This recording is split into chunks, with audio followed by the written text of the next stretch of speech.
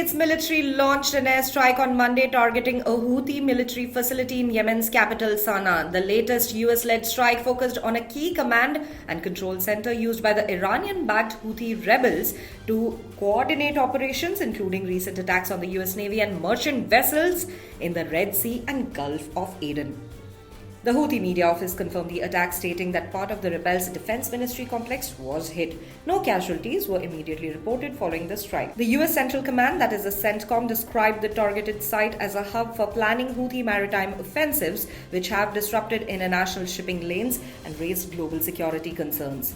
The Houthis have intensified their attacks on commercial vessels since the outbreak of the Israel-Hamas war in Gaza in October 2023. The rebels claim that their strikes are aimed at ships linked to Israel, the US, the UK in a show of solidarity with Palestinians. However, many of the targeted vessels have no apparent connection to the conflict. Over the past 2 months, Houthi operations have sunk 2 ships, seized another, and killed 4 sailors, prompting international outrage and military responses.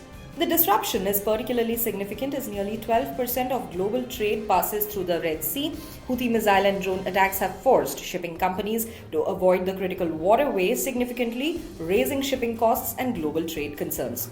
In response to the escalating situation, the US, alongside Britain, Australia, Canada, Bahrain, and the Netherlands, launched a coordinated strike on Houthi positions earlier this year. Over 100 precision-guided missiles were used to destroy approximately 60 Houthi targets. The action followed the UN Security Council's condemnation of the Houthi aggression.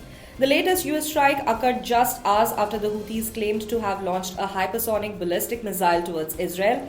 The missile triggered air raid sirens across the Tel Aviv metropolitan area, escalating regional tensions.